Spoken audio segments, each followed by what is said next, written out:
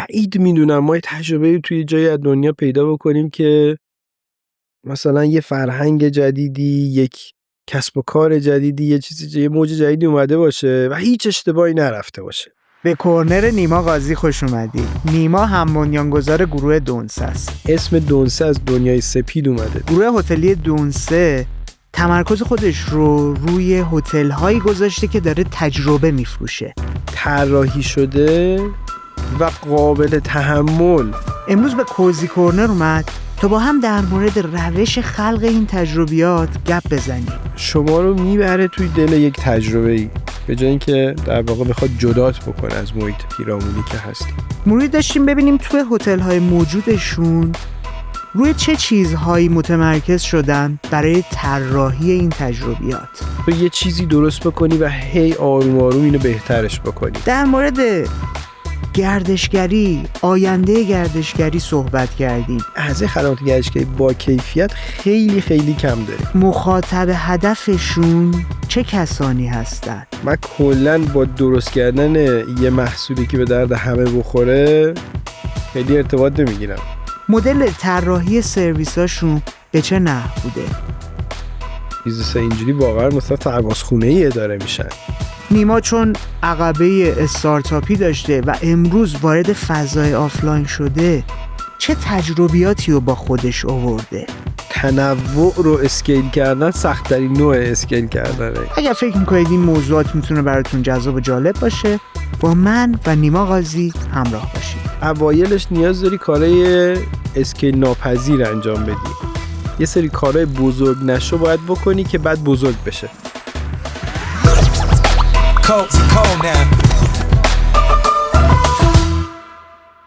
قبل اینکه بخوایم بریم سراغ گفتگو اصلی و گپ و گفته من با نیما رو ببینید و بشنوید، یادآوری میکنم که ما قراره توی یک بازه 5 ساله تبدیل به پادکست بین‌المللی بشیم. برای اینکه فرصت و فضای این برای ما فراهم بشه تا با چهره‌های غیر فارسی زبان هم بشینیم و گپ بزنیم، ببینیم مسیر و فراینده خلاقشون به چه نحوه، ببینیم نگاهشون به کسب و کارشون به چه شکله، نیاز داریم که جامعه مخاطب بزرگی داشته باشیم. ازتون میخوام ما رو به کسایی که براتون اهمیت دارن پیشنهاد بدید. کمکمون کنید جامعه مخاطبمون رشد پیدا کنه. بریم ببینیم من و نیما در مورد چه موضوعاتی صحبت کردیم. تمرکز خودتو الان گذاشتی روی دونسه.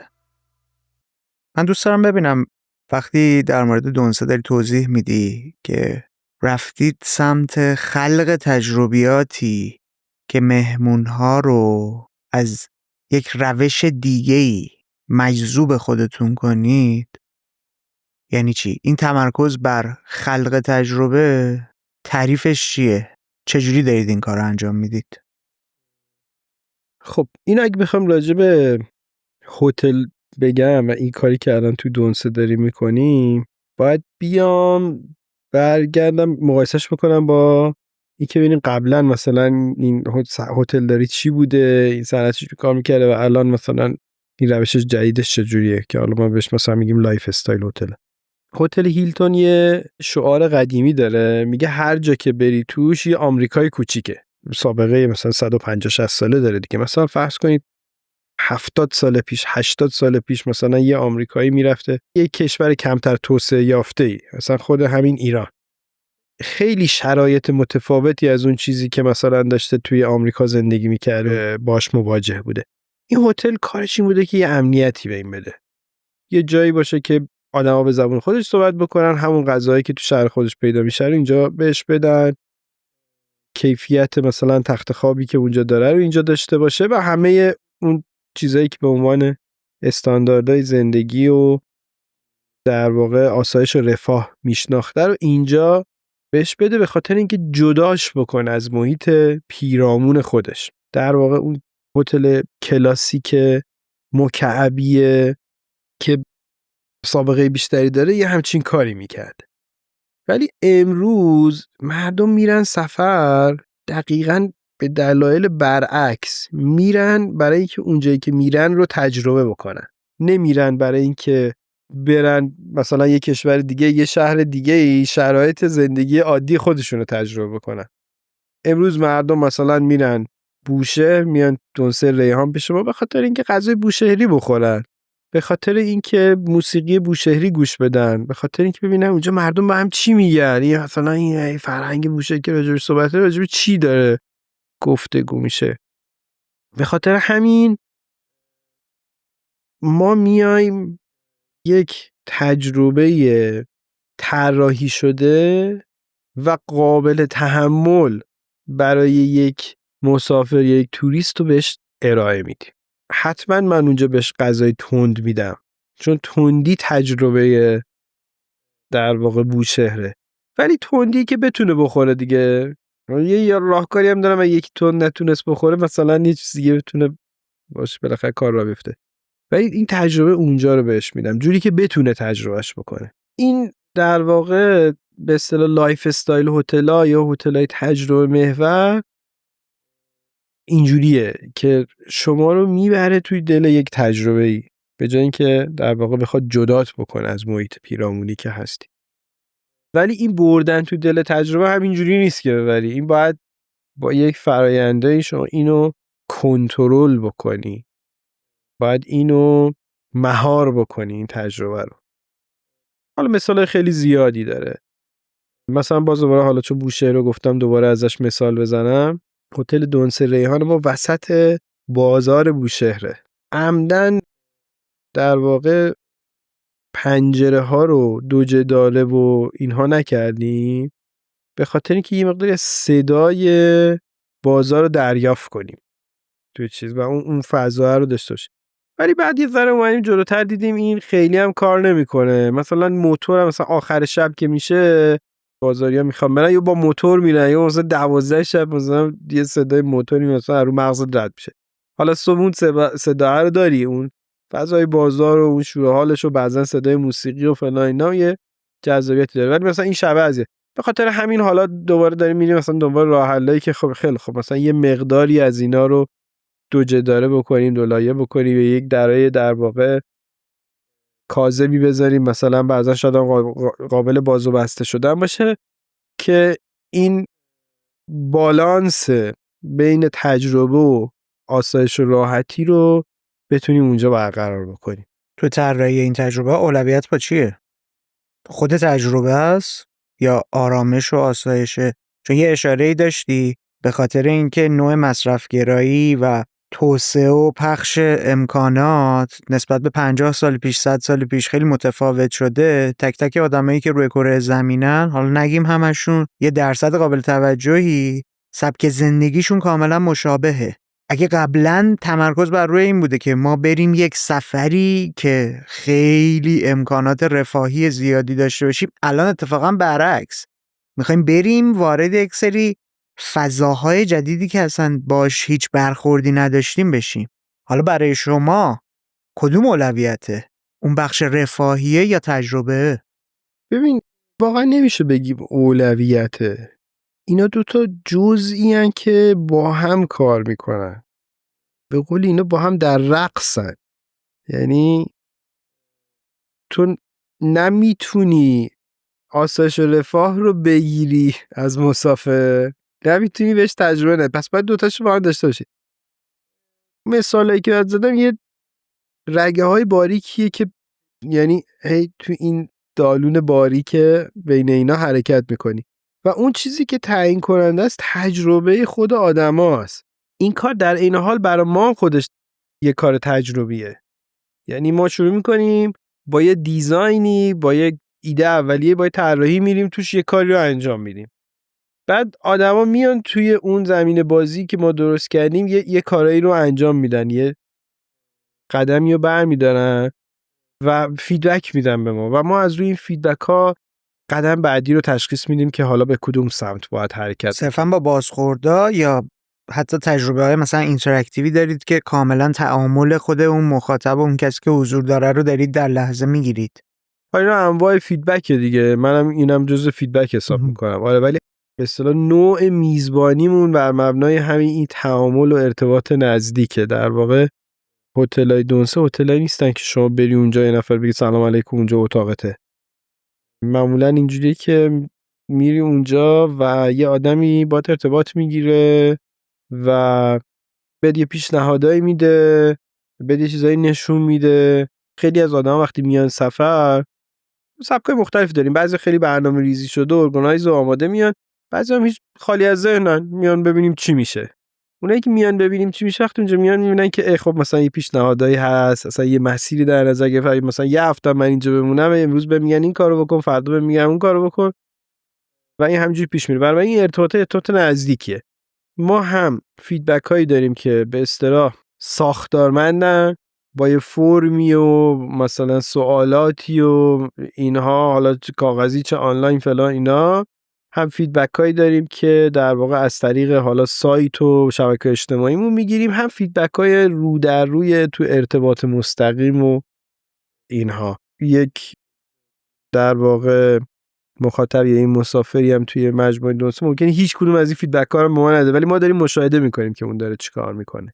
داینامیک رابطه مهمونای هتل با هم چجوریه؟ جزیره‌های جدا جدا مثل باقی هتل‌ها یا نه؟ در واقع تو چارچوب یه پروتکلایی با یه روش‌هایی این فضا رو به وجود میاریم که اینا به هم نزدیک بشن. مثلا توی هر هتل حداقل یه نفر داریم که مسئول تجربه مسافر است. این هیچ کار دیگه ای نداره، کارش تجربه شکل دادن به تجربه و اینا. با بچه‌ها با یه پروتکلای کار میکنه. برای مثال وقتی ببینن که مثلا چه میدونم دو تا مسافری که اومدن، مثلا ایشون مثلا این دوتاشون مثلا تو تکن یا دوتاشون مثلا توی فرض کنی که حوزه توی هنرن، مثلا اینا رو میان به هم معرفی میکنن. حالا اینکه ارتباط بین اونا شکل بگیره، اونا بخوان با هم دیگه بجوشن یا نجوشن، یه چیز بین خودشون، ولی ما این فضا رو آماده میکنیم. چون به صورت عادی آدما صبح که مثلا میرن صبحونه بخورن که از هم نمیپرسن خب حاجی تو چی کاره ای، تو کجا زندگی میکنی، مثلا تو به چی علاقه داری، که ولی ما این کار رو انجام میدیم، به شکل‌های مختلف این کار رو انجام میدیم و این دیتا رو داریم و یه جورایی در واقع این فضا رو به وجود میاریم که اینا اگه دلشون خواست با هم دیگه ارتباط بگیرن و بیشتر تو این بازیه هی بیشتر بیان جلو. یه اشاره کردی گفتی هتل لایف استایل. اینو ما به عنوان مثلا یه ژانری داریم واقعا تو کل دنیا یا این چیزیه که خودتون دارید صداش میزنید؟ نه این هست، یه چیزیه تو دنیا، رشد خیلی خیلی خیلی بالایی داره توی به خصوص مثلا 10 سال اخیر که من آخرین آماری که نگاه میکردم مثلا میگفت توی آمریکا هتلایی که توی این سبک لایف استایل هتل تعریف میشن، چون خیلی هتلای مختلف، مثلا معمولا بوتیک هتل‌ها توی لایف استایل هتل تعریف میشن، خیلی انواع دیگه هم هستن. باز کن برامون اگر دوست داری. ببین اینا حالا این تقسیم بندی زیرش و اینا خیلی مثلا دقیق و علمی و اینا نیست، چیزای خیلی مختلفیه. مثلا فرض کن ما اسمال لاکچری هتلز که مثلا یه سری حالا یه برندی هم این چیز هست، من حالا منظورم دقیقا اون برنده نیست، ولی مثلا هتلای کوچیک در واقع حالا یه مقدار لوکسه که اینا هم تجربه خاصی میدن، مثلا هتل گیلاریای ما کاملا توی این طبقه بندی قرار میگیره، توی یک نقطه‌ای که از نظر لب ساحل، این ورش ساحل اون ورش جنگل، این ورش نیزار، خیلی توی یک نقطه طبیعی خیلی خاص قرار گرفته و یه هتل کوچولوی حالا 20 خورده‌ای واحد اقامتی با دسترسی خیلی خوب و امکانات خیلی خوب و اینا، مثلا توی این اسمال لاکچریز اینا هم یه مدلی از لایف استایل هتلان. اینا مثلا توی الان بازار آمریکا آخرین آماری که من میخوندم یه چیزی نزدیک 30% ظرفیت اقامت اون کشور رو در واقع این سهم اینا شده. تعداد هتل‌ها خیلی بالا باید باشه. بله تعداد خیلی زیادی هست.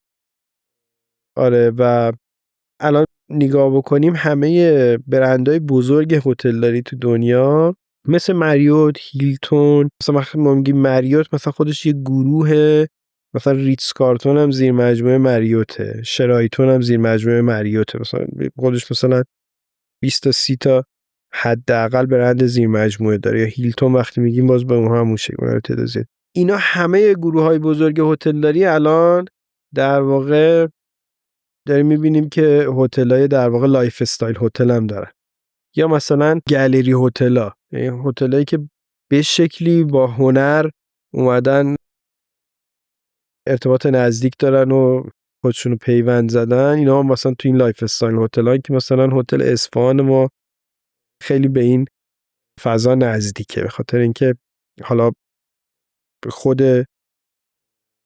ساختمونش که یه بخشی ساختمون تاریخی 400 ساله داره، بخش بهش اضافه شده و اصلا کسی که اونجا رو ساخته و بنا کرده خودش یه گالری دار بوده و این گالریشو آورده تو هتل. یعنی این گالری و هتل با هم دیگه ممزوج شدن، ادغام شدن و تمام هتل آثاری که تو گالریش هست داره و خود هتل دوباره گالری جدا داره از آثار هنری. اکثر آثار هنری که ما اونجا تو اصفهان داریم قابل فروشه، کسی مثلا بیاد توی روی دیواری مثلا از یه قابی خوشش بیاد میتونه بخرتش، اونجا خود هنرمندا در واقع میان قیمت میذارن و اینا چیزایی که خیلی تو دنیا رشد میکنه. حالا خیلی بامزه است. ما تو ایران تقریبا اون تیکه هتلداری زنجیره‌ای رو برای 40-50 سال از دست دادیم.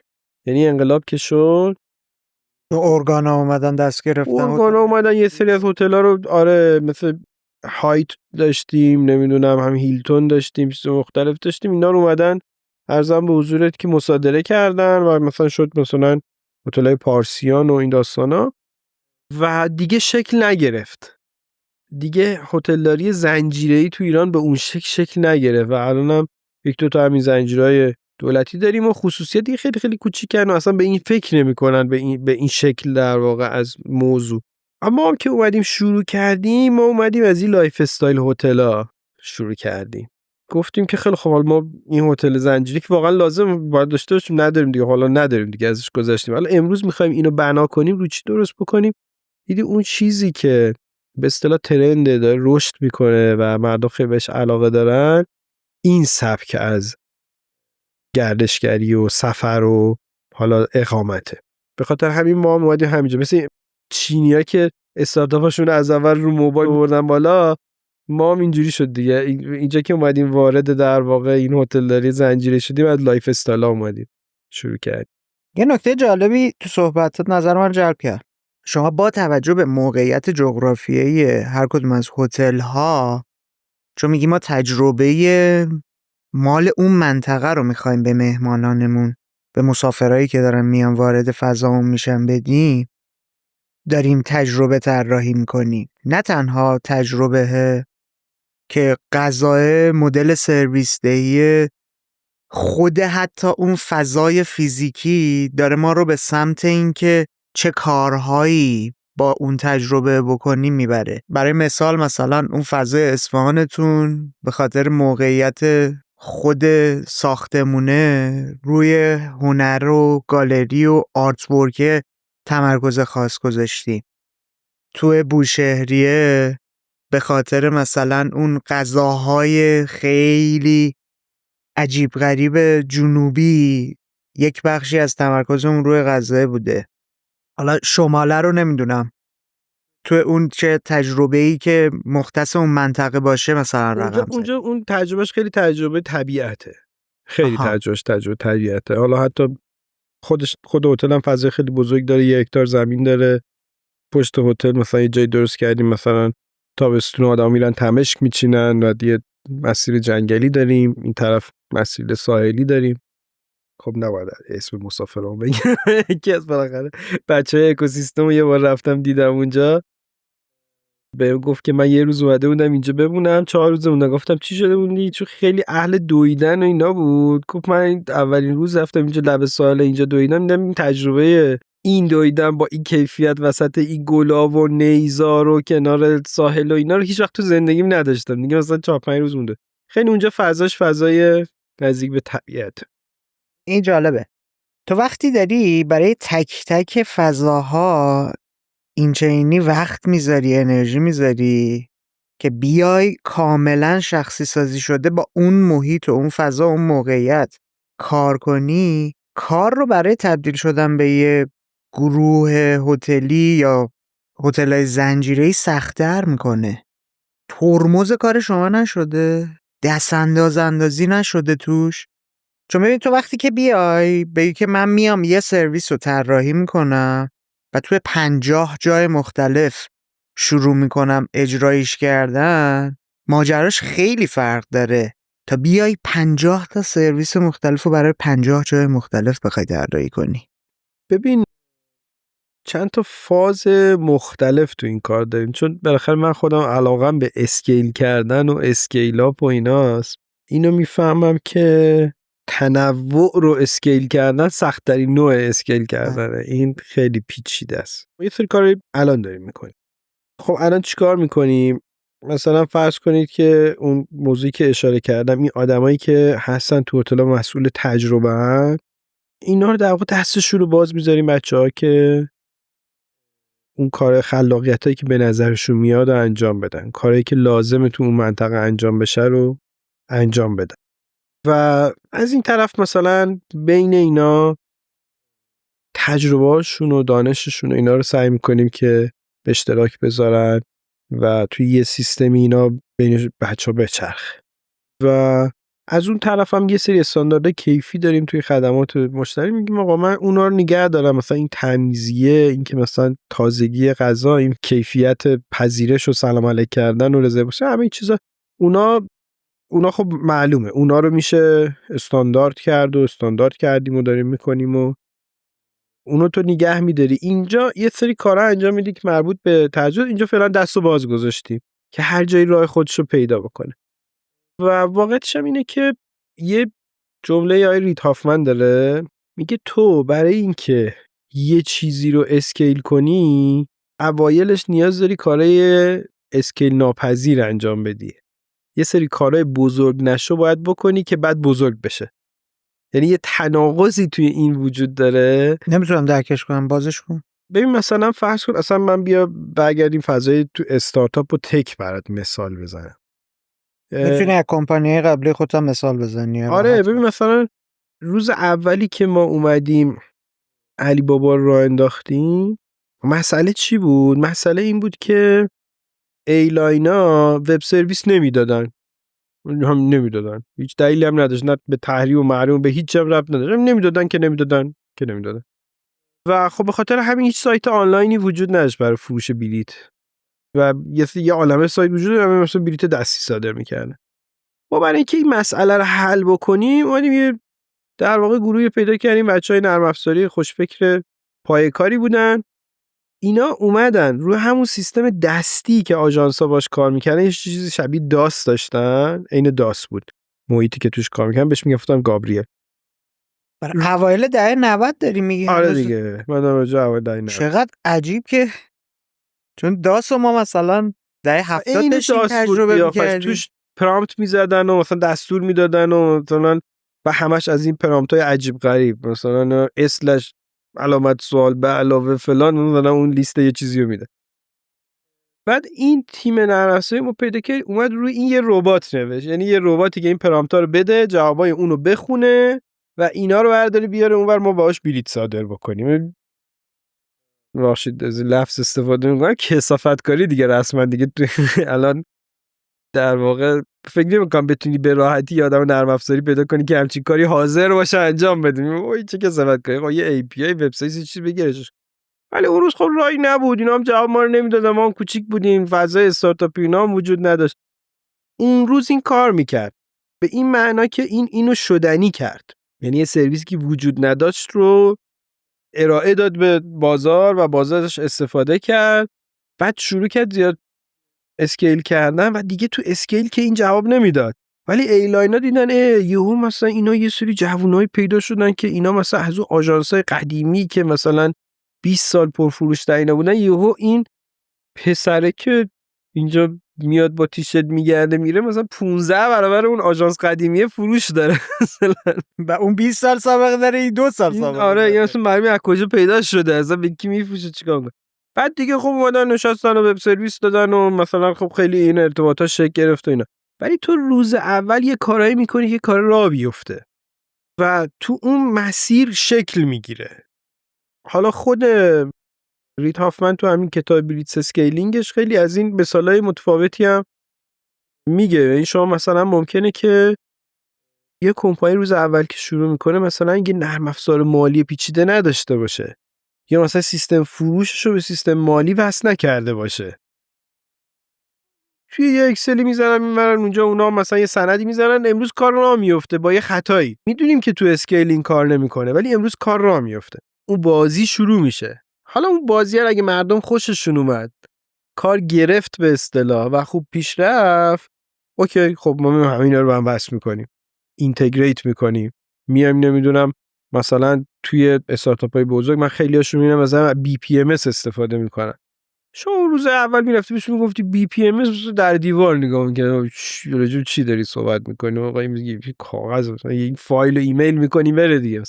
اساسا این مدل کار کردنه و اینجوری نگاه کردن به کار اون چیزیه که ما از این فضای تک و استارتاپ و اینا با خودمون برداشتیم و بردیم داریم توی یه فضای عملیاتی که در واقع یه خدماتی که داریم ارائه میدیم به مردم به صورت فیزیکی، با اون نوع نگاه اومدیم این کار رو شروع کردیم که تو یه چیزی درست بکنی و هی آروم آروم اینو بهترش بکنی. مهم نیست که تو روز اول ممکنه چقدر داغون به نظر بیای، مهم اینه که راه جدیدی رو شروع میکنی و هی اینو توسعه میدی، هی دیولپ میکنی. آدما هر دفعه که میان به تو سر میزنن میگن اینجا یه چیزی بهتر شد، اینجا یه چیزی اضافه شد، اینجا مثلا امروز یه سرویسی میده، یه ایده هست که دیروز نبود، دفعه قبلی که ما اومدیم اینجا نبود. انگار یه آدمای اون پشت هی دارن فکر میکنن، هی دارن چیز جدید تولید میکنن و بعد یواش یواش اون نقاط مشترکی که باید حالا اینا رو استاندارد بکنی، باید یه چارت در بیاد، باید همه مثل هم بشن، اینا تو راه پیدا میشه. این چیزی نیست که من روز اول بخوام بهش فکر بکنم. نکته جذاب ماجرا بر من اینه که میتونیم این مدلی بگیم حتی مخاطب هدف هر کدوم اینها باز متفاوت میتونه باشه دیگه. یعنی اون کسی که طبیعته براش اهمیت داره رو باید پیدا کنی که بفرستیش مثلا تو این فضا. اونی که هنره یا یک تجربه نزدیک به هنر براش اهمیت داره، داری یک جای دیگه ای میفرستی. این توی همون اسکیل کردن باز کار سخت‌تر نمی‌کنه؟ یا اصلا دیدگاهت مخالف منه؟ تو کلن تارگت آدینس خودت رو یک چیز کلانتر میبینی که همه اینا شاملش داره میشه؟ ببین من کلا با درست کردن یه محصولی که به درد همه بخوره خیلی ارتباط نمیگیرم. مثلا یعنی مگه داریم همچین چیزی؟ نه مثلا آره مثلا بچه‌ای که میان پیش ما مثلا یه موقع طرحی دارن و اینا، همین که میگن من یه محصول میخوام درست کنم جامع باشه، مشت نخوری واقعیت. آره مشت واقعیت دقیقا نخورد. برای من مهمه که از یه نیش مارکتی شروع کنیم و پیش بریم. ببین همینایی که در واقع همین هتلایی که الان داریم، اما که خیلی انقدر فاصله رو نشون نمیدن. ما روی یکی دو تا پرسونایی هم که شناسایی کردیم داریم کار میکنیم و روی این پرسوناها جواب گرفتیم. برای مثال درسته مثلا حالا توی مثالی که زدیم مثلا بوشهر که یک بوتیک هتل وسط بازار ساختمون قدیمی فلاناست، با اون گیلاریای ما تو گیلان که لب ساحل و طبیعت اتفاقا خیلی پرسونای نزدیک به همی دارن. نقطه مشترکشون چیه؟ نقطه مشترکشون بالاخره نیاز آدما تو سفر دیگه، مثلا یه موقع جنوب دوست دارم، موقع شمال دوست دارم. تو هم همیشه سفراتو همیشه مثل هم نمیری، میدونی اینجوری نیستش که همه سفرات بخوای بری مثلا طبیعت گردی یا همه سفرات بخوای بری مثلا کوچه گردی مثلا فلان. ضمن اینکه این لوکیشنای ما لوکیشنایی که به یه نسبتی از این چیزای مختلفو داره. یعنی من تو بوشهر مثلا من درست که وسط بافت شهرم ولی مثلا 5 دقیقه پیاده میرم ساحل. اون طرف تو گیلاریا درسته که لب ساحلم ولی مثلا با ماشین 5 دقیقه 10 دقیقه‌ای میرسم به یه شهر کوچیک با مزه‌ای که مثلا اونجا شهر روسا رو داریم و نمیدونم مثلا یه تاریخی داره برای خودش و یک المانای محلی مثلا تاثیرگذاری داره. این دوتا مثلا پرسوناشون با هم نزدیکه. مثلا اصفهان ما یه کمی پرسوناش از اون دوتای دیگه فاصله داره. هنوز البته خب دیرتر از اون دوتا ما گرفتیم. اونقدری که اون دوتا جا افتادن این هنوز جا نیفتاده. داره راه خودش رو تو بازار پیدا میکنه. ما این محصول رو چکشکاری میکنیم، یه جاشو کم میکنیم، یه جاشو زیاد میکنیم که اون مخاطب خودشو پیدا بکنه. بالاخره اقتصادمون هم اقتصاد ضعیفیه. هر روزم داره ضعیف‌تر میشه. آره، فضای اقتصادیمون هم خیلی عجیب غریبه دیگه، اتفاقای مختلف میفته اینا. بهمن ماه برای مثلا یه هتل ساحلی تو گیلان قاعدتا باید ماه مرده‌ای باشه، ولی خب ما مثلا نرخ اشغال خیلی بالایی داشتیم. ممکنه یه بخش هم بخاطر تعطیلی‌های زیاد و اینجور چیزا باشه، یعنی شرایطی که اتفاق افتاد که مردم مثلا از شهر دور میکنه. مثلا فرض کن یه مخاطب بامزه‌ای که داریم، ما بهش میگیم بابای مهد کودک. حالا این یه ذره به تجربه شخصی خودم میخوام، من یه پسر کوچیک دارم 5 سالشه، خیلی هم شیطونه. سهیلم که در واقع شریک منو با هم 2 سال راه انداختیم، اونم یه پسر کوچیک 6 ساله داره و یه دختر 2 ساله. این باباهای مهد کودک، یعنی ما یه سری باباییم با هم مهد کودکیم دیگه، بچه‌ها رو یه مهد کودک مثلا اینا دنبال سفرن، میخوام برنامه بزنن فلان، اینا یه نیازهای خاصی دارن. ما سعی کردیم نیازهای اینا رو ببینیم و اینا یکی از پرسوناهامون بودن. برای همین ممکنه شما مثلا بعضی اوقات تعجب بکنید که خانواده رو در نظر گرفته. آره بعضی اوقات می‌بینید که مثلا شاید تعداد خانواده‌های بچه‌دار توی این هتل‌ها بیشتر از جاهای دیگه است. خب یه دلیلش اینه که ما یه بخش اینا رو تارگت کردیم، برنامه ویژه میذاشتیم، سعی کردیم یه سری فسیلیتی‌ها رو مثلا ببینیم، یه سری چیزا رو ببینیم که برای خانواده‌های بچه‌دار کمک بشه. الان اصلا تو خود بازار چه مدلیه تقسیم بندی؟ بیشتر مسافرها تنها هن؟ بیشتر گروهی هن با دوستانشونن؟ خانوادگی هن؟ اونایی که هتل میرن منظورم ها.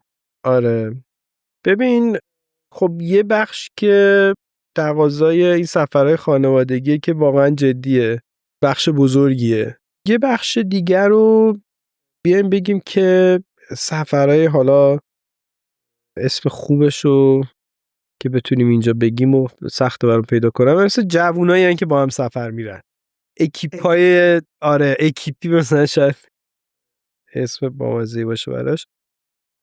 آره اینا هستن که خب مثلا اینا، چون من اکثر اطرافیانمو که دارم میبینم از این جنس دارن سفر میرن، یا از اینا هن که خیلی تکی دارن میرن تجربه میکنن، میرن اونجا با آدمای جدید آشنا میشن، این معاشرین اینطوری دوست دارن داشته باشن که اون هاستل میرن نمیدونم بکپک میکنن، اون سرویسه چی بود، کوچ سرفینگ مثلا میرن، فضای اینطوری رو دوست دارن برن، یا نه جمع 10 20 30 نفره این که در ماه میبینی 2 تا 3 تا سفر 5 تاشون 10 تاشون جمع میشن میرن، حالا 2 هفته بعد یه اکیپ دیگه ای از همون گروه بزرگتر دارن میرن، این جنسی دارن سفر میرن. آره این مدل سفرم خیلی زیاده، مخاطب ما هم هستن. مثلا تو همون حالا گیلان مثلا مخاطب پدل بوردینگ و نمیدونم مثلا پاراگلایدر و اینا، مثلا این تیپ در واقع مسافران بیشتر. مخاطب این که اونجا مثلا پاشیم بریم پرنده نگری، پاشیم بریم مثلا یه جایی داریم ما تو گیلان، تو نزدیک کیاش، اسم بوجاق، نزدیک به هتل گیلاریای ما، که یه جا خیلی خیلی بزرگه، یه یکی از شاخه‌های اصلی سفیدروده که میریسه به دریای خزر. یه منطقه بزرگ حفاظت شده، حدود 30,000 هکتاریه. خیلی تعداد زیادی گاومیش و اسبایی که در واقع آزادن، رهان اونجا میچرخن و 200-300 نوع پرنده اونجا هست، یا نمه شغال و مغال و نمیدونم انواع اقسام حیوان و اینا اونجا مثلا این، خب مثلا این برنامه بیشتر خانواده بیشتر دوست داره، بعضا جوونا هم دوست داره. اینا چیزای مختلفی براشون هستش که بیان تجربه بکنن. ما چند وقت یه بار سعی میکنیم یه محکایی بزنیم دیگه، یه برنامه میذاریم ببینیم چقدر استقبال میشه. مثلا فلان روز تا فلان روز مثلا تحصیلگر کودک داریم، خانواده ها بیان ببینیم چقدر استقبال میکنن. یا مثلا یه برنامه دیگه میذاریم، میگیم آقا مثلا دوره پاراگلایدر رو فلان اونجا ببینیم مثلا چقدر آدم میاد. هی اینا رو تست میکنیم و با این گروهای مختلف میریم جلو، ببینیم که با کدوماشون بیشتر ارتباط برقرار میکنیم. این دوتایی که صحبت کردیم گروهای بزرگی هستن. حالا میایم جلوتر نیچ مارکتایی هم هست، گروهای کوچیک‌تری هم هست، گروهایی که مثلا خیلی علاقه‌مندن به ادبیات و تاریخ و معماری و مثلا ارزم به حضورت که هنر و خب مثلا اینجور مخاطبم هست، ما میبینیمشون و میتونی مناسبتی و با توجه به یه سری فضاها قشنگ اونا رو تارگت کنی، براشون یه تجربه از اون جنس خلق کنی. آره بعضا هم یه تستای زدی، میگم دیگه تو خیلی ما توی فضای تست و ایناییم که پیدا بکنیم مخاطبا رو، این پرسونای اصلی رو تشخیص بتونیم بدیم. یه چیز جالبی من وقتی از بیرون دارم به کل کاری که دارید انجام میدید و خیز برداشتید انجام میدید، چون توی مثلا گفتگویی که با پیوست داشتی من نظرم جلب شد که توی برنامه توسعه‌تون تا آخر 1405 قراره دونسه 50 تا هتل زیر مجموعه داشته باشه. خب وقتی اینطوری داری نگاه میکنی من یه ایده به ذهنم میرسه که تو میتونی حتی بیای این سرویس های متفاوت خود توی لوکیشن های مختلف رو جوری با یه گیمیفیکیشنی به هم متصل کنی، یه خانواده یا حتی یه مسافر واحد رو دائم بین اینها بچرخونی، ببری بگردونی، حتی بری سمت اینکه یه سرویس جذابی رو براشون دیزاین کنی که بگی که آقا تو میتونی با یه حق اشتراک سالانه‌ای این کار رو پیش ببری و جلو بری. این برای من خیلی جالبه، یه ظرفیت اینچنینی داره. آره اینجا تو این موضوع هم کار زیادی میشه کرد، حتی میشه مثلا یه توکنایی وجود داشته باشه، آدم هم این توکن رو بخره بعد با توی یک مدلایی مثلا توی آکشنی چیزی اینو تبدیل به اقامت بکنن یا مثلا به آدمای دیگه واگذار بکنن. آره به اینا فکر کردیم، بعد یه مقداری اون اسکیل اتفاق بیفته دیگه، به یه حدی برسه این تعداد این هتل‌ها و این شبکه که بشه این کارا رو کرد. ببین مثلا ما همین امسال عید یه کاری داریم میکنیم. عید یه خاصیتی داره، ما 2 بار در سال اینو تو کشور تجربه میکنیم، یه بار عید یه بار اواخر شهریور. تقاضای سفر خیلی خیلی زیاد میشه، آدمایی که شاید مثلا کمتر اهل سفر هستن تو این تایما مثلا دیگه یه سفری میان، دیگه عید و دیگه مثلا یه سفری بریم. حالا ما اومدیم چیکار کردیم؟ اومدیم میگفتیم آقا ما امسال عید اولویت در واقع کل اتاقایی که تو دونست داریم رو بدیم به مسافرای قبلی خودمون. آره اول اونا رزرواشون رو انجام بدن، کسایی که تا حالا اقامت داشتن تو یکی از هتل‌های دونست تو هر کدوم از مجموعه خواستن اونا اتاقاشون رو بگیرن، از یه زمانی به بعد دیگه حالا هرچی که موند و یه فضا بازاری عمومی. آره میذاریم که در واقع همه بیان رزرو بکنن که یه جورایی اون بافتی که شکل گرفته بود شاید مثلا اون آشنایی که قبلا اتفاق افتاده بود تو این هتل‌ها، اون فضایی که داشتیم و تو این دوره ها هم امتدادش بدیم.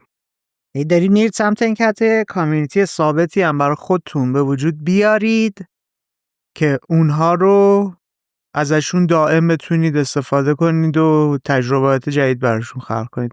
چرا کامیونیتی؟ چرا این جنس؟ کامیونیتی یه جورایی نتیجه این کاره، هدف این کار نیست. بالاخره آدمایی که اهل تجربه و سفر زیاد میرن نیاز دارن یه جایی پیدا کنن که با خیال راحت این اسم رو که میبینه، این برنده که میبینه بگه این اونه که اینجوریه. وقتی میری یه نفر اونجا هست بهت میگه بیا اونجا رو ببین، صبونشون اینجوریه، تختاشون اینجوری تمیز میکنن، یه اطمینان خاطری به تو بده. یک بخشی از این موضوع مسئله پیچیدگی برنامه‌ریزی سفر و انتخاب مقصد و انتخاب نوع اقامت و اینا رو برای تو حل بکنه. بلا علی بذاری جلوت که تو بتونی بهش اطمینان بکنی. ما تو برندونسه دنبال ایجاد کردن اینیم. وقتی تو اینو درست میکنی یواش یواش کامیونیتی شکل میگیره. آدمایی که مثلا انقدر اهل سفرن، مثلا سالی چند بار مثلا تو جاهای مختلف میرن و تجربه‌های مختلف میکنن، اینا احتمالاً یه تشابهات فرهنگی دیگه‌ای و یه زبان مشترکای دیگه‌ای هم دارن. ما خیلی به این فضای اون ارتباطه، شکل گرفتن اون ارتباط در ضمن سفر و اینام علاقه داریم، روش انرژی میذاریم. اینم یکی از ترندای روز دنیاست که اصلا یکی دلایل سفر رفتن آدما آشنا شدن با آدمای جدیده. پس بنابراین یعنی این به وجود اومدن کامیونیتی مثلا من یک چیزیه که اینا با هم توی همچین کاری خیلی در ارتباطن، چون ما کارمون کار سفر آدما وقتی میان بالاخره مدت قابل توجهی دیگه، حداقل یه شب طرف میمونه دیگه و یه زمان طولانی با ما هستن و با هم دیگه هستن. بنابراین یواش یواش این ارتباطات و اینا شکل میگیره و همین ارتباط هم ما اگه بتونیم موفق باشیم با برند دونسه شکل میگیره. تو چه تجربیاتی که توی فضای استارتاپی آنلاین داشتی با خودت وارد این فضای خدمات کردی؟ چون شاید مثلا ندونن آدم‌ها توی سرویس دهی خدماتی اینطوری که مهمان پذیری داری میکنی یه اسم خیلی جالبی هم داره. چی میگن بهش؟ هاسپیتالیتی میگن. هاسپیتالیتی فارسی مهمان نوازی. مهمان نوازی. خب تو توی این صنعت مهمان نوازی کاملا همه چیز آفلاینه. آدمه رو باید نزدیک ببینی، حواست باشه سرویسی که توی فضای فیزیکی داری میدی به نحوی باشه که رضایتش رو جلب کنی. ولی نیمایی که من دارم میبینم سالها اونور داشته فضای اجرایی اون شکلی رو تجربه میکرده، بعد رفته حتی مشاوره داده. چه چیزهایی از اونور وارد اینور کردی؟ مهمترینش نوع کار کردن و فرهنگ کار و دینامیک کار کردن است. یکیشو که اشاره کردیم که این آقا من یه سرویسی رو شروع بکنم و بعد اینو آروم آروم تو مسیر توسعه بدم. در مقابل سبک برنامه ریزی کن، یعنی پلن کن و مثلا سعی کن تا تهش رو انجینیرینگ کن و مثلا مهندسی کن بعد برو اجرا کن. این سبک اینجوریه که برو اجرا کن بعد تو راه مهندسی کن، تو راه پلن کن، هی بهترش کن، برنامه بده. یکی دیگه هم نحوه کار کردنه. تو نحوه کار کردن شاید اون چیزی که ما تو فضای حالا تک تو ایران حداقل اونجا باش آشنا شدیم و یاد گرفتیم اینه که به جای اینکه آدما رو مدیریت بکنی، آدما رو کنترل بکنی، اون کانتکست یا اون فضا، اون زمینه‌ای که آدما دارن توش کار میکنن رو مدیریت کن، کنترل کن، طراحی کن. به شرکتی درست کن که این شرکت فرهنگ کاری کارآمدی توش باشه و آدما بیان اونجا دستشون باز باشه و تو اون فرهنگ کاری و تو اون زمینه اون کانتکست که تو درست میکنی بیان خودشون رو نشون بده. من اعتقاد دارم اون چیزی که نهایتاً میتونه تو سرویس ما تمایز ایجاد کنه و مردم یواش یواش شاید تا حالا حس کردن، شاید از این به بعد بیشتر حسش بکنن، این تفاوت فرهنگ کاریه. این که اینا یه هتلایی نیستن که از همون سربازخونه هایی هن که شما خب میدونید دیگه مثلا خیلی از این بیزنس اینجوری واقعا مثلا سربازخونه ای اداره میشن و این فضاییه که بالاخره آدما میتونن یک نوآوریایی داشته باشن، خلاقیت داشته باشن، یه بازیایی بکنن، یه چیزایی کم کنن، زیاد کنن و بسازن اون تجربه رو، در این حال که توی یک در واقع کانتکست کنترل شده دارن کار کنن. اینا شاید مثلا چیزای خیلی مهمش بوده. ولی از اون طرفم بالاخره ما یه پامون تو تکه و ای داریم به این سمت میریم که آخرین ترندای دنیا چیه که بردارم بیارم اینجا ازش استفاده بکنم. خب مثلا یکی از چیزای مهمش اما یو ایکس طبیعتا. مثلا اصلا من یه سرویس تجربه محور دارم میدم، خودم هم مثلا تمام زندگیم توی تک و استارتاپ و اینا تو بی تو سی اینجوری بوده که آقا یو ایکس همه چی یو ایکس تعیین میکنه. خب اومدیم اینجا نگاه کردیم ببینیم که اینجا تو داستان هتل یو ایکس چیکار میکنه، کجاست، چیکار میشه کرد. و الان برای هتل جدیدمون که هتل المپیک تو تهران در واقع داریم برنامه‌ریزی میکنیم که شروع کنیم، قراردادشو بستیم و حالا داره کاراش انجام میشه تا فکر میکنم مثلا تا 2-3 ماه دیگه مستقر بشیم کار بکنیم. اومدیم اینجا فکر کردیم که خب حالا این تجربه محور بودنه، این تمایزه، اینجا باید چی کار بکنی تو؟ بالاخره این یه هتل خیلی بزرگه، خیلی قدیمیه، با مشخصاتی داره چیز میشه، مثلا اون چیزای فنسی و بامزه‌ای که مثلا تو توی بوشهر و اصفهان و گیلان و اینا داری، خب اینجا اون شکل نیست. اینجا چی کار میتونیم بکنیم؟ سولوشنی که مثلا ما اینجا بهش رسیدیم گیمیفیکیشن بود. گیمیفیکیشن دیزاین کاری برای مسافرها یعنی؟ آفرین. یا اصلا برای اون گیمیفیکیشن یک سری آدم رو ممکنه حتی ساکن تهران باشه بیاری اونجا. 2 تا لول داره. یه لولش اینه که تمام جرنی‌های یوزر جرنی‌های مجموعه رو با گیمیفیکیشن طراحی کنیم. پایه طراحی رو بذاریم گیمیفیکیشن. اگه این مسافر اینجا از دم دغره بیاد، ما همینجا مثلا پاسپورتشو بگیریم یا مدرک شناساییشو بگیریم، مثلا این یه فرمی پر کنه بره، از همینجا گیمیفیکیشن چجوری میشه شروع کرد؟ از همینجا چجوری میشه بردش توی بازی، مثلا پوینت بگیره، از همینجا پوینت گرفتن شروع بشه و این پوینت بهش سوال پیش میاد که خب حالا اینو چیکارش بکنم، بعد من این پوینت یه جایی درست بکنم براش تو هتل که باشه کاری بکنم، از همینجا بازی شروع کنم. یا حتی بعضی وقت نگاه به اینه که اصلا این نمیدونم دیدی یا نه، این مثلا توی پارک ها مثلا میگه آقا این راهه رو تو میتونی اینجوری صاف ببریش، میتونی این راهه بچرخونیش، که بعضی وقت این چرخوندنه باعث میشه که حس بهتری بگیره. حالا آیا من راهی هستش تو هتل یارو رو اگه بچرخونم حسش بهتر بشه، به جای اینکه معطلش بکنم دم کانتر برای اینکه مثلا یه فرمی رو پر کنه اینا، میتونم با یه بازی اینجا سرگرمش بکنم اونجا. پس برای من این پایه طراحیت میشه. و اینا خب ترندای جدیدیه. ما رفتیم و بچهای دانشگاه تهران که حالا با سیمولاتور دارید این کار رو میکنید، تست میکنید؟ الان نه، این چند تا مرحله داره. یکی این که ما باید تمام جرنی‌ها شناسایی بشن. تمام جرنی‌ها رو شناسایی میکنی، بعد میان دونه دونه اینا رو میبرن تو فضای طراحی.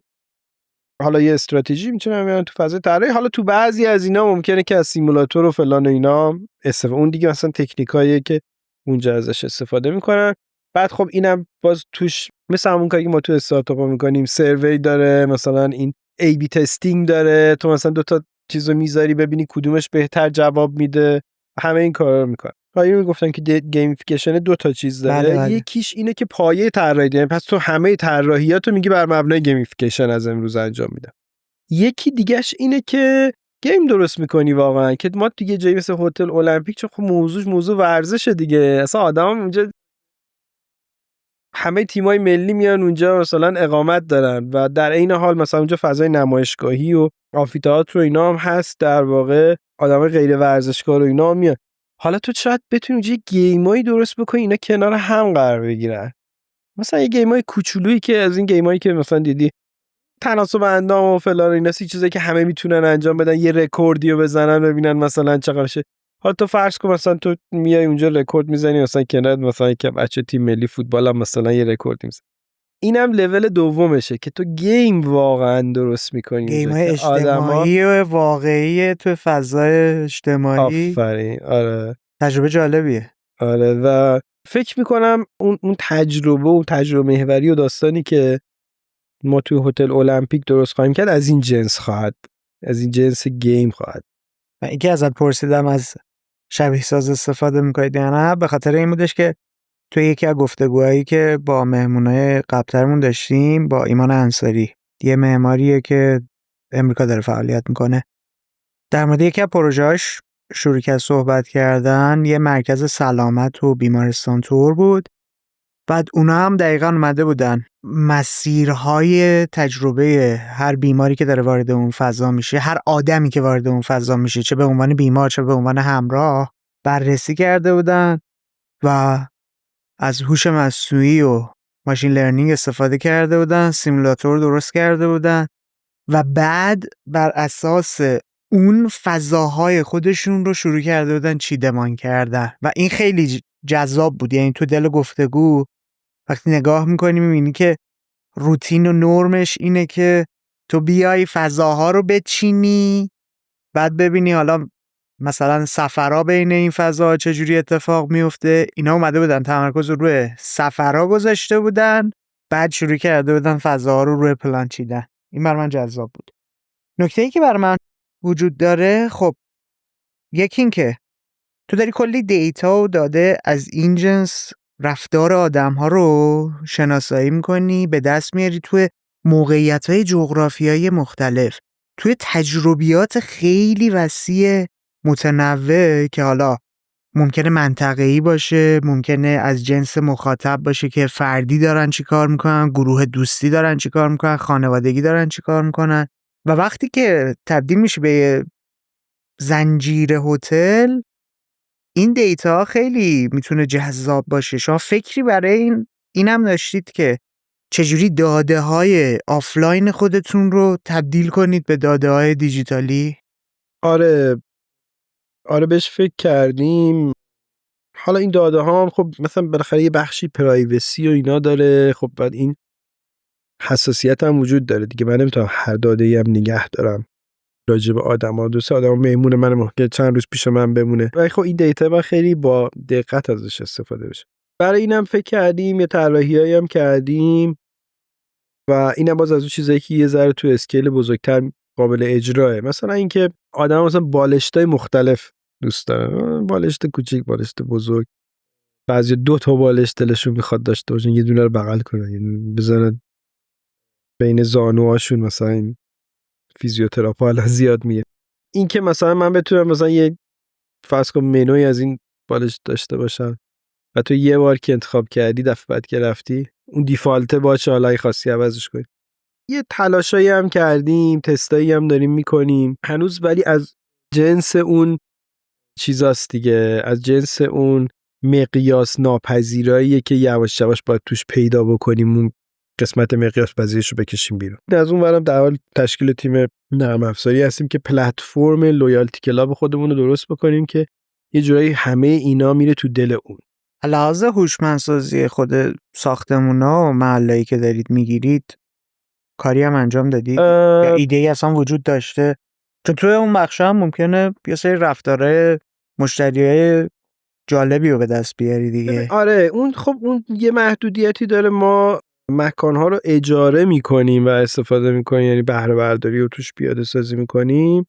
اون مکانی که اجاره می‌کنی خب اگه از ابتدا اینو توش ندیده باشن اصلا صرف نداره بخوای بری سمت هوشمندسازی. سرمایه گذاشت خیلی زیاد. ضمن اینکه یه ذره خدمات این هوشمندسازی اینا هم تو ایران ضعیفه، به خصوص بر شهرهای دورتر. مثلا حالا تو مرکز تو تهران مثلا پرووایدرهای خوب پیدا می‌کنی، ولی مثلا پرووایدری که مثلا توی روستای دورافتاده بخواد بهت سرویس بده نیست. به خاطر همین اونا فعلا چیزایی نیستش که ما به عنوان چیزای اصلی بهش نگاه بکنیم. بیشتر سعی می‌کنیم اونا یه ساختمونی که می‌گیریم یه استانداردهای تعریف کنیم، استانداردها رو داشته باشه دیگه، می‌ریم باهاش شروع می‌کنیم کار کردن.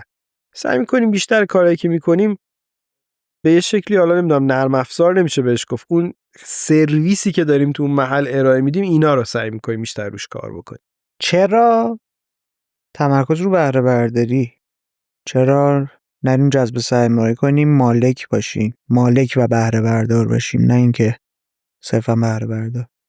ببین اون یه بیزینس دیگه است، یه کسب و کار دیگه است. چون ما نداریم، یا اگر هم داشته باشیم کم داریم. حالا اینو تو چی نداریم منظور چیه؟ بهره بردار هتلی منظورمه. آره خیلی کم داریم، به این شکل خیلی کمه. بعد شما حالت استارتاپی هم رفتید، یعنی رفتید سمت این که بیاید یه برندی هم خلق کنید، توسعه‌تون سرعتش بالا، یعنی یه کار چه میدونم وجود خارجی اصلا نداشته، اگر هم بوده کاملا سنتی بوده، دارید ورود میکنید با ذهنیت استارتاپی، عملکرد استارتاپی. آره تفاوتش هم همینه. نکتهش اینه که این بهره برداری خودش یه کار خیلی بزرگ و جدی و با 1000 تا چالش و 1000 تا امکان توسعه. اون تملکه و مثلا اینکه ملک داشته باشیم، حالا با اون ملک چیکار کنیم، یه بیزینس دیگه است واقعا. ما به اونم داریم فکر می‌کنیم، یعنی برای اینکه اصلا این موضوع توسعه پیدا کنه تو کشور باید بهش فکر بکنیم، چون اون گیر و گورای خاص خودشو داره. مثلا ملک گردشگری و تو ساختار اقتصادی اینا شما اگه بخری فروشش خیلی سخته. راه تغییر کاربری دادن از اون بابت داری میگی؟ تغییر کاربری که نمیشه داد طبق قانون، مگه اینکه مثلا یک معجزه اتفاق بیفته. آره یه ملک گردشگری شد دیگه، گردشگریه دیگه، شما کاری نمیتونی بکنی باشه. و ملک گردشگری هم فروختنش خیلی سخته. برای فروشش باید یه فکرای به نظر من نوآورانه‌ای کرد.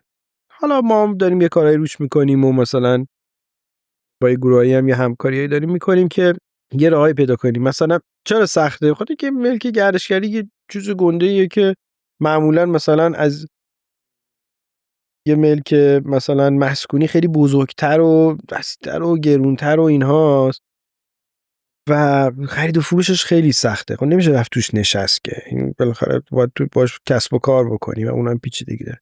خود این که ما یه بهره بردار خوب تو کشور بشیم و تجربه من میگه که اگه من این کار خوب انجام بدم 2 سال دیگه 20 تا شرکت بهره بردار دیگه هم میان این کارو میکنن. این خودش البته یه بخشیه که وقت خیال آدما راحت کنه از این که آقا اگه ملکی گردشگری خوب داشته باشی بهره بردار زیاد تو کشور میان این کارو برات در میارن. خودش تسهیل میکنه. مثلا سرمایه گذاری تو این حوزه رو میتونه تسهیل بکنه، رونق بده، کمک بکنه.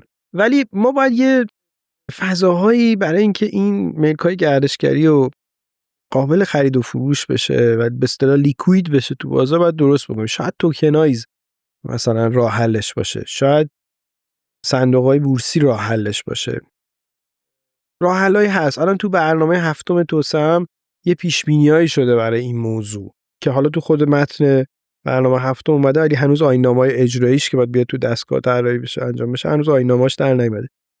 ولی این به هر حال یکی از مسائل تو کشور که اینو چیکارش میشه که ما فعلا تمرکزمون رو اون قسمت بهره برداری و سعی می‌کنیم اون کارو خوب انجام بدیم. من وقتی روی مدل بیزنسیتون دارم فکر میکنم میبینم از یک جایی به بعد کلی سرویس های جدید شما میتونید ارائه بدید. یعنی وقتی به یه حد بزرگی رسیده باشید از اونور یه جامعه مخاطب و کامیونیتی خیلی بزرگی هم داشته باشید میتونید سرویس طراحی تجربه به بقیه بفروشید، باهاشون وارد همکاری‌های از این دست بشید.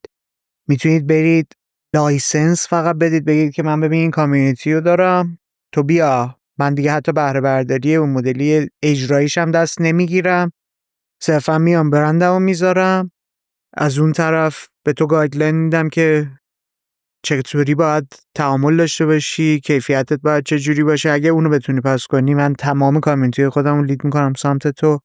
یعنی یه سری فرصت‌های این چینی هم برات به وجود میاد. آیا به این چیزها هم از الان فکر کردید که استراتژیایی که دارید میچینید در این مسیر باشه یا نه؟ حتما. ببین ما اول باید خودمون به اون در واقع طراحی‌های مقیاس پذیر برسیم. به اون نقطه من برسم که یه چیزایی داشته باشم که اگه یه هتل جدیدی که اضافه شد این شابلون رو بذارم اونجا و اون نتیجه رو ازش بگیرم. بعد یواشاش میتونم به قول تو این شابلونم شروع بکنم فروختن.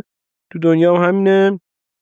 بر گروه‌های بزرگ دقیقاً همین کار رو انجام میدن. یه بخشی از پراپرتی‌ها داریم میبینیم یه بخشی رو تملک میکنن که معمولا بخش خیلی خیلی خیلی کوچیکیه و اونم معمولا اینجوریه که مثلا چون همه دولت‌ها از گردشگری حمایت میکنن، همه جای دنیا تقریبا دولت‌ها از گردشگری حمایت میکنن با وام و مثلا با زمین اقساطی و فلان اینا میار مثلا این وام و اینا رو میگیرن یه جایی درست میکنن، معمولا هم اینا رو واگذار میکنن، نگه نمیدارن. یه بخش دیگه از کارشون در واقع عملیات و اپریشنیه که خودشون مستقیم انجام میدن مثل این کاری که الان ما داریم میکنیم. یه بخش دیگه هم اینه که لایسنس میدن و سرویس‌های نظارتی و سرویس‌های استانداردسازی و از اینجور سرویس‌ها میدن. حالا بعد وقتی که بزرگتر میشه مثلا کار بامزه‌تری هم میکنن. مثلا اگه اشتباه نکنم مریوت که این کار میکنه، این خب توی دوره این چیزاش خیلی معروف شد، رو تختیاش مثلا مردم میگفتن چقدر جنسش خوبه اینا، شروع کرد پارچه فروشی زد. نه بابا. آره و اصلا طرز عجیب غریبی هم زیاد میفروشه. به اصطلاح مرچندایزینگ میکنن دیگه. یه چیزایی هست تو اون هتل‌ها و تو اون چیزایی که مردم خوششون میاد و اینو با کیفیت تشخیص میدن و اینا، شروع میکنه اونو در واقع تولیدم میکنه و چیز میکنه. آره این کاریه که چیزای زیادی دوره برشه، امکانات زیادی دوره برشه. همینطور سرویس های جانبی میشه داد. مثلا اگه توی هتلی ما داریم یک اقامتگاه گردشگری داریم، اونجا دیگه چی کارهای دیگه ای میشه کرد؟ اینا خودشون خب یه طیف وسیع میشه روی اینا هم سرویس تعریف کرد و میشه آدمای دیگه بیان وصل بشن بهش. چند روز پیش یک پیام خیلی بامزه‌ای داشتم از یکی از بچهای همین اکوسیستم نمیتونم اسمش بگم. بچه خیلی خوبه، اکوسیستمه. به پیام داد که آره، گفت من یه زمینی داشتم توی یه روستای نزدیک کیاشهر، نزدیک همون هتل گیلریای ما، و رفتم بفروشم مثلا اینو باشه کاری بکنم خونه بخرم اینا. بهم گفتن که زمین نفروش، اینجا زمین داره گرون میشه. مثلا گیلاریا و اینا، حالا به زبونی که اونا میگن آقای تهرانیا اومدن اینجا دارن سرمایه گذاری میکنن، داره رشد داره ما رو آباد. آره. خلاصه پیام داده و تشکر کرده و دمت گرم زمین ما گرون شد. این علتش چیه؟ به خاطر اینکه اونجا ما شغل ایجاد میکنیم. وقتی تو یواش یواش رفت آمد آدم اونجا زیاد بشه، خب یه آدمایی میان اون دور و بر شروع میکنن یه شغلایی راه انداختن، یواش یواش سرویسایی به این آدمایی که دارن میان میرن بدن. این از اون قسمتای خیلی شیرین کار ما هم هست دیگه، خیلی به آدم انگیزه میده و در این حال فرصتای بیزینسی هم فراهم میکنه. منم مثلا میام به اون کسی که مثلا چه میدونم اونجا لب ساحل میخواد بیاد یه پدل بورد مثلا آموزش پدل بده، میگم آقا من جاشو بهت میدم، دوششو بهت میدم، امکاناتی بهت میدم، تو برو باشگاه تو راه بنداز، مثلا کلاب تو راه بنداز و مردم سرویس بده. و یه عالمه از اینا کوچیک کوچیک کوچیک میشه درست کرد. یعنی شما یواش یواش اون فضای پلتفرمی رو پیدا میکنی، ولی یه پلتفرمی که حالا مثل چیز نیست، پلتفرم‌های آنلاین نیست، یعنی نرم افزاری بریم سی آدم راحت بیان روش، یه ذره درسش بیشتره، تو اون فضای فیزیکی رو باید داشته باشی، حداقل سرویس رو توش داشته باشی اینا. ولی وقتی اینو درست کردی واقعا داره یه پلتفرم میشی که با یه عالمه آدم میتونی کار بکنی. لوکیشن ها رو چجوری انتخاب میکنی؟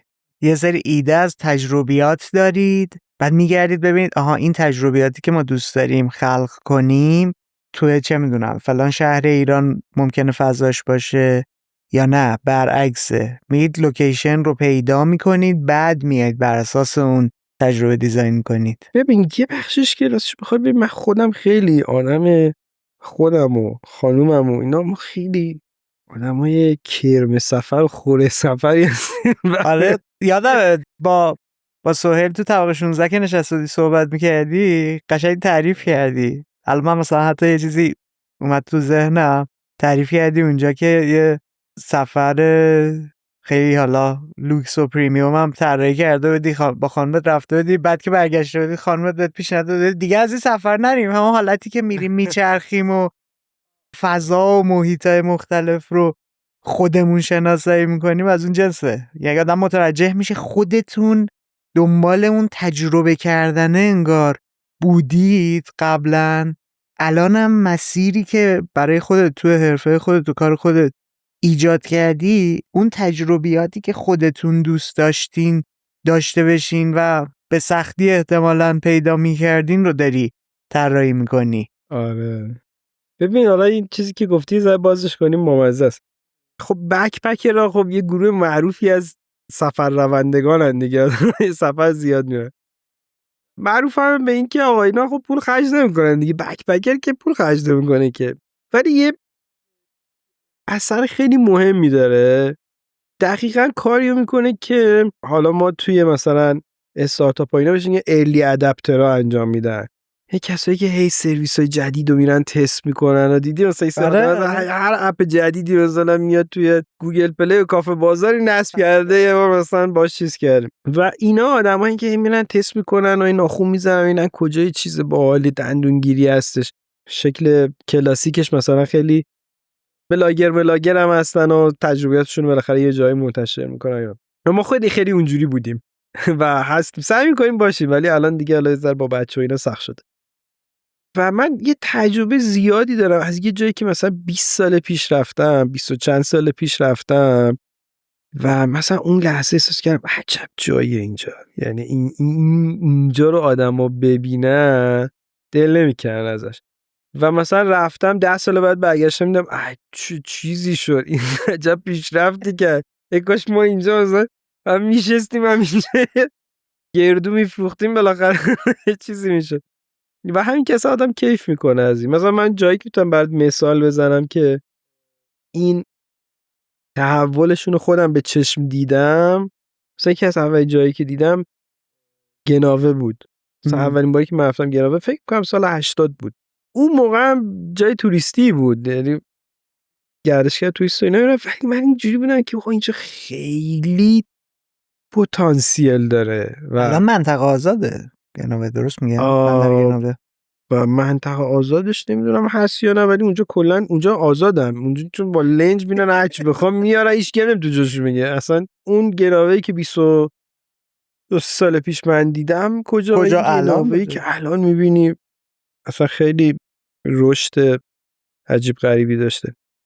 جزیره هرمز هم اینو من دیدم اولین باری که ما رفتیم اونجا، شاید سالای زودتر از 90 بود، 89 88 اینا بود که ما وقتی رفتیم اونجا اصلا نمیتونستیم جدا شیم ازش و تا سالها مثلا سالی 3 بار میرفتیم مثلا جزیره هرمز، تا یه جایی که دیگه توریستی شد. بر ما که یه ذره مثلا دنبال چیزای تجربه بکر و اینایی زیاد شلوغ شد. آره دیگه، وقتی دیگه از یه حدی بیشتر توریستی میشه اینجوری که خب بچه اومدن دیگه حالا ما می‌رسیم جای اینا رو یه ذره من دیدم و مثلا این حس دادم. غیر از اونم خب دیتای بازار هم هست، نگاه میکنیم میبینیم آقا کجا رو مردم بیشتر سرچ میکنن.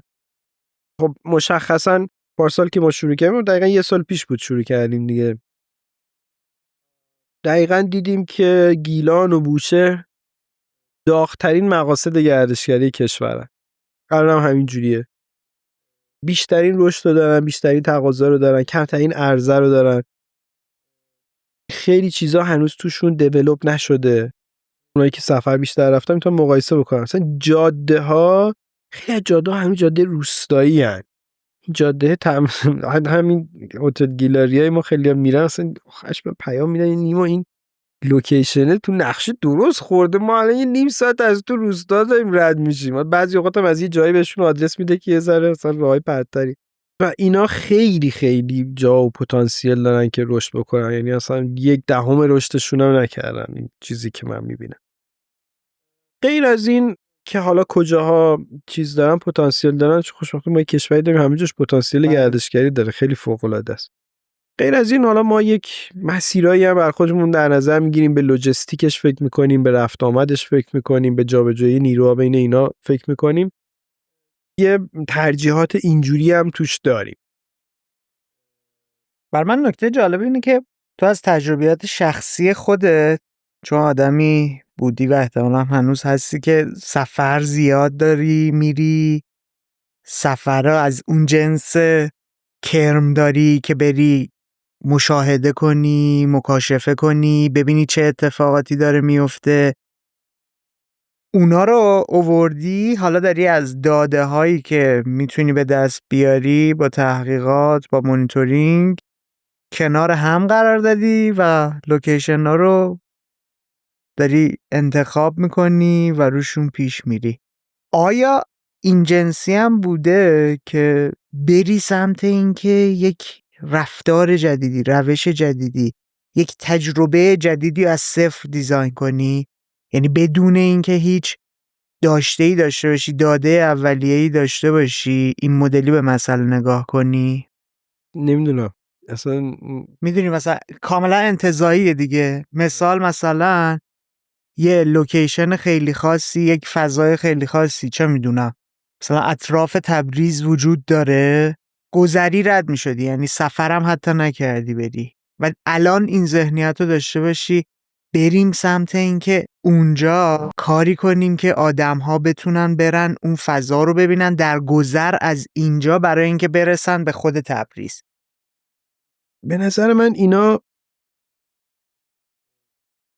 کلمه خیلی خوبی براش پیدا به تدریج ساخته میشه، ایوالو میشه. یعنی شما اینجوری نیستش که من یه چیزی اختراع کنم بکوبم وسط این داستان. همینجوری که میخوام برگردم عقب، اصلا چی شد که دونسه شد، چی شد که ما مثلا اینجاها رو انتخاب کردیم و اینا، یه عالمه اتفاقات قبلی وجود داشته، این تجربه، اون فلان اینا، و منجر شده به این. ولی خب مثلا از اون ته که نگاه میکنی، مثلا این بعضی اوقات یه موقعی یه چیزایی خیلی تحول بزرگی به نظر میاد، در حالی که این تو مسیر هی ساخته شده. من خیلی اینجوری هم، خیلی تو مسیری هم. و اینکه ما واقعا تو دونسه هنوز کاری نکردیم. به قول خواننده که من هنوز چیزی نگفتم. و تازه اول راهیم، اول ساختن اون کامیونیتییم، اول ساختن این شبکه‌ای هستیم که سفر واقعا به شکل بده اینا. ولی اینو تو راه میبینم که این یه ابزاریه دست ما که ابزار بسیار قدرتمندیه. حالا شاید امروز هنوز اون قدرتش متجلی نشده، ولی 1 سال دیگه 2 سال دیگه میتونیم به راحتی ببینیمش که اینو بذاری و یه چیزی رو قشنگ بیاری باش بالا. حالا به طرز عجیبی تو تبریز و مثال زدی. من از آذربایجان بخوام بگم و ما اونجا هم چندین بار سفر رفتیم. منطقه ارسباران و ما اینقدر اینجا دوست داریم، با اینکه من نه سعیده هیچ کدوم ترک نیستیم، اسم پسرمون عرسه. دیگه که این علاقه ما به عرس نشون میده دیگه، نمیخواد من بیشتر توضیح بدم. و من تو منطقه پتانسیلای عجیب غریب میبینم اونجا. اصلا میشه کارهایی که تجربه های شکل داد که واقعا ماندگار باشه. ولی خب باید به این چیزه برسیم دیگه، به اون بلوغه برسیم که اون شابلونه رو ساخته باشیم، بعد این شابلونه رو بذاری یه جایی و آدما رو هدایت کنی به اون سمت. میدونی چرا این سوال رو پرسیدم؟ توی صحبتات در مورد هتل المپیک یه اشاره ریزی داشتی که ما رفتیم سمت گیمیفیکیشن، دنبال اینیم که اون سفرهای کوتاه توی خود لوکیشن رو در نظر بگیریم، طراحی کنیم، بازی کنیم باهاش، یه سری تغییرات رو بدیم که درگیری بیشتر برای خود اون آدم ها باشه. خب من وقتی دارم کلانتر بهش نگاه میکنم، زمین بازیمو میتونم از هتلی که الان بهره بردارش هستم کل ایران قرار بدم و از اون ور توی این شروع کنم چیدمان لوکیشن. خیلی کارهای عجیب غریبی میتونم دیزاین کنم، خیلی تجربیات باحالی رو میتونم در قالب حتی سفرهای بین شهری بین لوکیشن ها برای کامیونیتی و جامعه خودم خلق کنم. داشتم این مدلی بهش نگاه میکردم، گفتم بپرسم شاید شما مثلا رفتید سمت این که از الان بهش فکر کنید و یه سری درگیری های این مدلی داشته باشید. چون یه اشاره کردی من لحاظ لوجستیکی باید بهش فکر کنم که اگه میخوام یک چیزی رو بیام بین هتل‌های خودم پخش کنم، چیدمان اینا چجوری باشه، سرویس دهی بهشون چجوری باشه، نیروهای خودم حتی بین اینا چجوری جابجا کنم. من داشتم اینطوری بهش نگاه میکردم، من همین سوال کردم. ببین ما خیلی اینا رو ما یه ذره اوور انجینیرینگ میدونیم. باز همون صحبت اول تو مسیر بریم ببینیم چی آره ای بی تست کنیم. اوور انجینیرینگ ما داریم تو شرکت، مثلا هر سوالاتی که خیلی پیچیده میشه میگیم بابا اوور انجینیرینگ. آره اونجا واقعا نرسیدیم هنوز. مثلا حتی واقعا برای انتخاب لوکیشن ها اونم اونجوری که تو هم پرسیدی الان منم توضیح دادم، یه کلیاتی میدونیم بقیش دلیه. اینا خیلی جای کار بیشتری داره، حتما به وجود میاد. بعد حتما ما آدمای متخصص تخصصای این حوزه رو برداریم بیاریم. الان مثلا همین داستان گیمیفیکیشن که من مثال زدم، من با یکی از بچه‌های دانشگاه تهران که میگم در واقع دانشجو دکترا که خودش هم مدرس دانشگاهه، ایشون رفته تو وارنا بلغارستان، اونجا گیمیفیکیشن تو گردشگری خونده. الان تو رشتهشو داریم حتی خارج از ایران. جالب. الان توی دانشکده گردشگری دانشگاه تهران همینا رو درس میده. میدونی ایشون ما گفتیم خب بیا اینجا حال طراحی کن، بیا اینایی که میگی ببینیم که چجوری تو اجرا میتونیم درش بیاریم. اون قسمت لوجستیکش و اینا اونم همینجوریه. اینا یواش یواش که تو هی میری جلو متخصصش آشنا میشی. ببین من یادم اولین بار که ما مثلا کلمه یو ایکس رو شنیدیم، الان شاید یه ذره مسخره به نظر بیاد، ولی مثلا سال 92-3 اولین بار اومد یه نفر به من گفت آقا یه تخصصی از یو ایکس. بعد خب من که نفهمیدم یعنی چی، گفتم آقا یعنی چی؟ گفت یعنی یوزر اکسپریانس، یعنی میاد تجربه مشتری تو رو توی سایت مثلا فلان میکنه. اصلا ما اینجوری بود که این دیگه از چه کره‌ای اومده، عجب مثلا تکنولوژی مثلا پیشرفت کرده، چقدر دنیا پیشرفت شده. اینجا همین جوریه و ما باید هی یواش یواش این تخصصا رو پیدا بکنیم. این یه جایی یه موقع دانشگاه میاد، یه موقعی مثلا تو این تخصص رو میبینی که مثلا اونی که لوجستیک مثلا فروشگاه‌های زنجیره‌ای داره، این با یه منطق اینا رو چیده، با یه منطق این کارا کرده، تو میری از اونجا برش می‌داری میاری و اینا یواشش تو مسیر. تو مسیر. متوجه شدم. آینده سفر رو کلا چجوری داری می‌بینی؟ با توجه به اینکه فضای اقتصادی هی داره کوچیک‌تر و کوچیک‌تر میشه، بعد از اون ور نسل‌ها هم داره متفاوت میشه دیگه. حالا تو یه بخش دیگه‌ای هم داری، دو دسته مخاطب اصلی داشتی. یکی خانواده‌ها بودن که لحاظ سن و سالی کاملا متفاوتن، با دسته بعدی مجردها و گروه دوستی و آدمای کم سن و سالتر و تجربه گراتر هستن. یعنی دو مدل رفتار مختلف، دو مدل مخاطب متفاوت. کلا آینده سفر برای هر کدوم اینا چجوری داری میبینی؟ با این ذهنیت هم بهش نگاه کن که ما داریم میریم به شدت، به سرعت به سمت تبدیل شدن به یه کشور میانسال.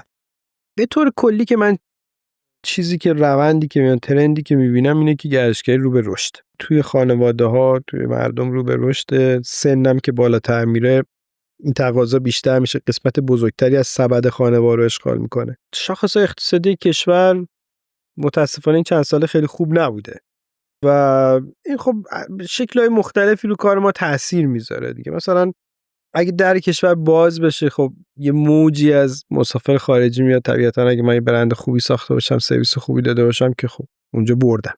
متاسفانه در کشور بسته میشم، یه بخشی از تقاضای سفر خارجی میاد به سمت ما. اینم یه بخشی از یعنی وقتی درا خیلی بسته میشه دیگه، خیلی رفت آمد به خارج سخت میشه. یه دادم که میخواستن مثلا برن چه میدونم استانبول، برن دبی، برن مالزی، دیگه نمیتونن برن. میگن خب حالا تو ایران کجا بریم؟ حالا بریم بوشهر، بریم گیلان، بریم اصفهان. ضمن این که یه بیس تقاضایی الان هست دیگه، اصلا این که زیاد میشه اینا رو ول کن، یه بیس تقاضایی امروز هست. متاسفانه ما عرضه‌ای که پاسخگوی این تقاضا باشه و با کیفیت باشه خیلی کم داریم. عرضه خدمات گردشگری داریم ما، ولی عرضه خدمات گردشگری با کیفیت خیلی خیلی کم داریم. یعنی بازار تشنه این موضوعه، کاملا تشنه است. به خصوص تو جایی که مثال زدم که در حال رشد گردشگریشون و چیزی داره، کاملا تو بازار حس میشه که این پتانسیل وجود داره. ما چیزی که اصلا نگرانش نیستیم راستش بخوای اینه که بازار گردشگری چقدر باشه. به نظر میاد که خیلی خیلی حالا جا داره. فضای این که مثلا برید سمت تمدار کردن و کانسپچوال کردن یک سری از فضاهاتون هم دارید با این ذهنیت که آره حتما. آره دیگه، این یه بخش همین جوری که داره دیگه، یعنی همین جوری که صحبت کردیم، هر کدوم بعد از جوری که یه تجربه خاصی رو داره دلیور میکنه، اون تم اون تجربه رو هم به خودش میگیره دیگه. حالا این یواش یواش ممکنه بیاد تو ظاهرم مثلا خودشو نشون بده. میدونی منظورم چیه دیگه. الان مثلا من تو همون شمال یه سری مرکزهای گردشگری رو دیدم که داره به من تجربه زندگی روستایی، دوشیدن بله. گاو، نمیدونم جمع کردن تخم مرغ، اون فضای سر زمین رفتن رو داره بهم میده. اینا خیلی جالبه دیگه، یه عنوان جالبی هم برای خودشون دارن. گفتم شاید مثلا به اون سمت و سو هم میریم. الان مثلا ما تو گیلان ما یه دونه اونجا ساحلی داریم، حداقل باید یه دونه تو دشت و یه دونه توی مثلا کوه یا دامنه ییلاقی و اینا هم اضافه کنیم که داریم میکنیم. خب اینا هر کدومش حالا هوای خاص خودشو داره دیگه. مثلا دیگه اون ییلاقیه یه ذره مثلا به این تجربه‌ای که تو میگی خیلی نزدیک‌تر میشه و مثلا این فضاها رو بیشتر چیز میکنه، حس میکنه اینا. من چند سال پیش تو گروه هنر تجربه قبل پندمی بود، یه مستندی رو دیدم، من پادشاه هستم یا یه چیز توی مایا. داستان یک روستایی بود که خیلی اتفاقی مسافر خارجی میاد باهاش مواجه میشه، برمیداره میبره تو خونهشون.